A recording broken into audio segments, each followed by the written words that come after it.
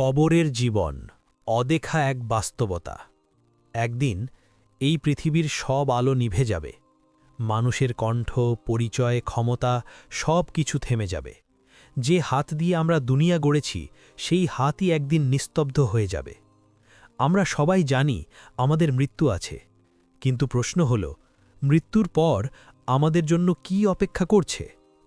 আজ আমরা কথা বলবো কবরের জীবন, যে জীবন শুরু হবে মৃত্যুর সাথে সাথেই। কুরআনের আলোকে কবরের জীবন। আল্লাহ তাআলা বলেন, প্রতিটি প্রাণী মৃত্যুর স্বাদ গ্রহণ করবে। সূরা আলে ইমরান ১৮৫। মৃত্যুই শেষ নয়, বরং এটি একটি দরজা যার ওপারে শুরু হয় বরজখ। আল্লাহ বলেন, যেদিন তাদেরকে পুনরুত্থিত করা হবে সেদিন পর্যন্ত তাদের সামনে থাকবে বরজখ। সূরা আল মুমিনুন ১০০। এই বরজখই হল কবরের জীবন। এটি জান্নাতও নয়, জাহান্নামও নয়, বরং আমলের প্রতিফলনের জায়গা। কবরের প্রথম রাত।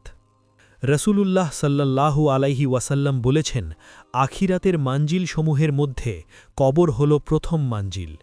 এখান হতে কেউ মুক্তি পেয়ে গেলে তবে তার জন্য পরবর্তী মানজিলগুলোতে মুক্তি পাওয়া খুব সহজ হয়ে যাবে। আর সে এখান হতে মুক্তি না পেলে তবে তার জন্য পরবর্তী মানজিলগুলো আরও বেশি কঠিন হবে। কল্পনা করুন, যে মানুষটি সারা জীবন আমাদের সাথে ছিল, আজ সে একা। না আছে পরিবার, না আছে বন্ধু, না আছে মোবাইল, না আছে আলো, শুধু অন্ধকার আর দুই ফেরেশতা, মুনকার ও নাকির। নবীজি সাল্লাল্লাহু আলাইহি ওয়াসাল্লাম বলেন, কবরের মধ্যে মৃত ব্যক্তির কাছে দুই ফেরেশতা আসে এবং তাকে প্রশ্ন করে, তোমার রব কে? তোমার দ্বীন কি? তোমার নবী কে? আবু দাউদ ৪৭৫৩। গুনাহগারের কবর। নবীজি সাল্লাল্লাহু আলাইহি ওয়াসাল্লাম বলেন, কবর হয় জান্নাতের বাগানসমূহের একটি বাগান অথবা জাহান্নামের গর্তসমূহের একটি গর্ত। তিরমিজি ৪২৬০। যে ব্যক্তি আল্লাহকে ভুলে গেছে, নামাজ ছেড়েছে, গুনাহকে হালকা ভেবেছে, তার জন্য কবর হতে পারে শাস্তির জায়গা। দুনিয়ায় হাসি থাকলেও কবরে থাকবে কষ্ট।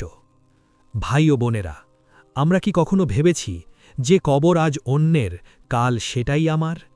যে জানাজা আজ দেখছি, কাল সেই জানাজার নীরব মানুষটি আমি? আজ যদি মৃত্যু আসে, আমার নামাজ কি আমাকে রক্ষা করবে? আমার কুরআন কি আমাকে আলো দেবে? নবীজি সাল্লাল্লাহু আলাইহি ওয়াসাল্লাম বলেন, যখন মানুষ মৃত্যুবরণ করে তখন তার সমস্ত আমল বন্ধ হয়ে যায়, ৩ প্রকার আমল ছাড়া। ১. সদকায়ে জারিয়া, অথবা ২. এমন ইলম যার দ্বারা উপকার হয়, অথবা ৩. পুণ্যবান সন্তান যে তার জন্য দোয়া করতে থাকে। মুসলিম ১৬৩১। আজই সময় ফিরে আসার, তওবা করার, নামাজ ঠিক করার, কুরআনের সাথে সম্পর্ক গড়ার। হে আল্লাহ, আমাদের কবরকে জান্নাতের বাগান বানিয়ে দিন। কবরের অন্ধকার থেকে আমাদের রক্ষা করুন। আমাদের আমলকে আমাদের আলো বানিয়ে দিন।